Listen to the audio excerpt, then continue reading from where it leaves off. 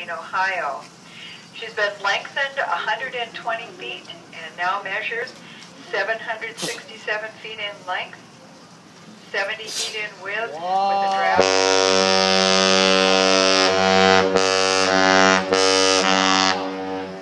Cool.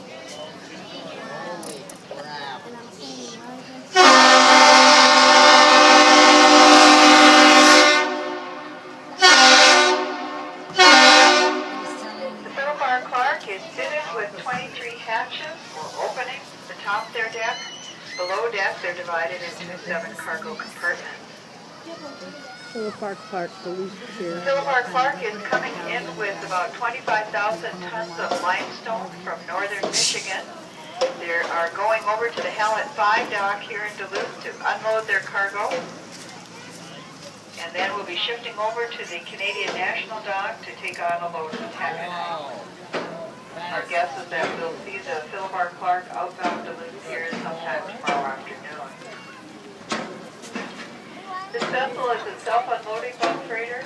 Across the back of her deck, she's fitted with a 262-foot self-unloading boom.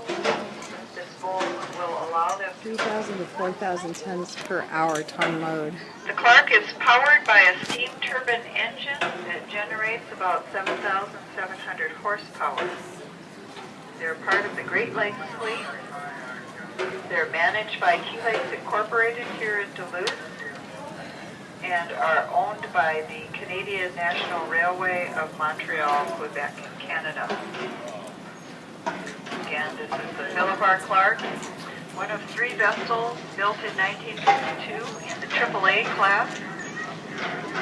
They've been lengthened 120 feet and measure 767 feet in length. They're coming in with 25,000 tons of limestone. Tomorrow afternoon they'll be going out with about 25,000 tons of taconite.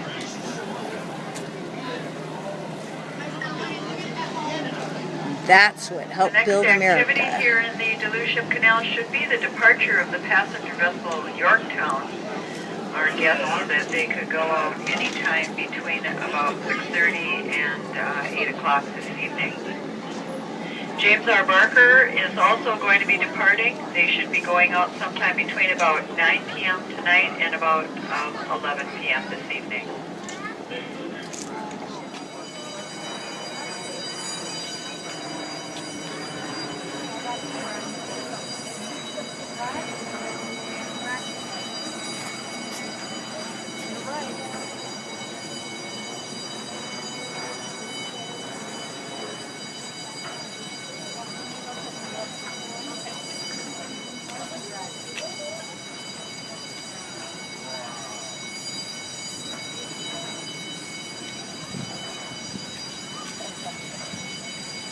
Takes a little less than a minute for it to get down. Before we get underway, we have a few quick reminders. For the comfort and safety of you and those around you, we kindly ask to please refrain from eating, drinking, and smoking while aboard.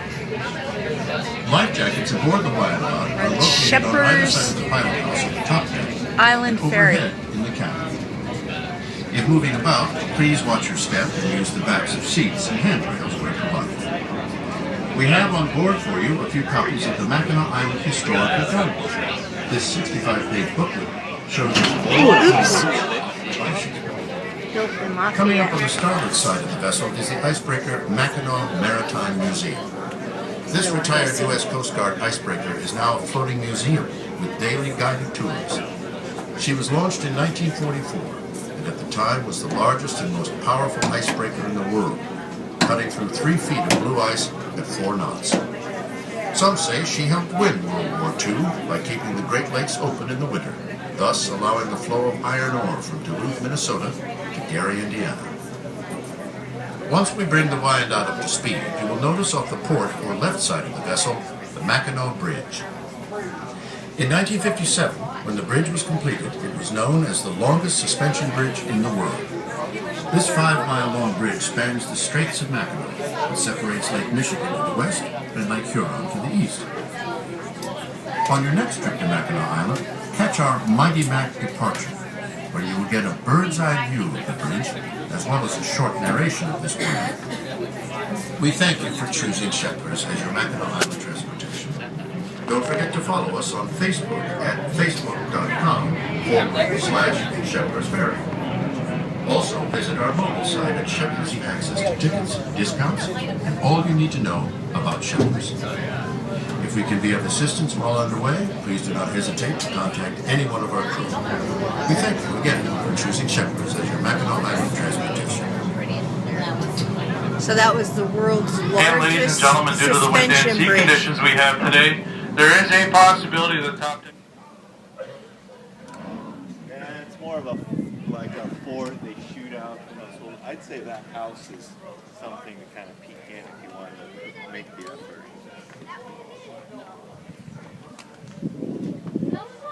But then there's some posts to look out over ENC. Can you hear him singing?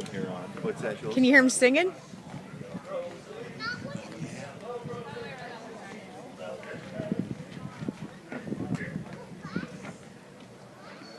Oh, we're badly outnumbered. Only 60 of us in the fort. They've got hundreds. We can't survive an attack and protect the village. We're I learned that back going in to 8th have to grade. surrender or be slaughtered trying to save this fort. But that was a little bit different. What else can we do? Hey. There you go. There's some soldiers down there. Can I go right straight down? No. Geronimo. Yeah, no joke. Go forward, don't step forward. You sure have that figured out well. Thanks. This carrier is huge. Like, she's just big enough to fit in it. Oh. But otherwise, I was trying to hold her just all the time, and my arms were just like Aching. But then I couldn't do anything, like with the girl. So Yeah. this is nice because I can just have my arms back. Mm-hmm. PG-13 or rated R.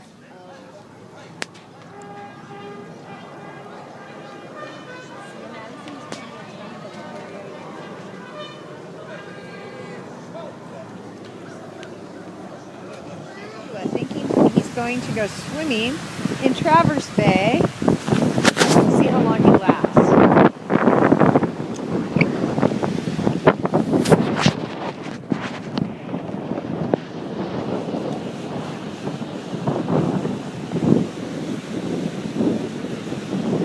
See how hard a time that guy's having out there, buddy? You have to stay close to shore.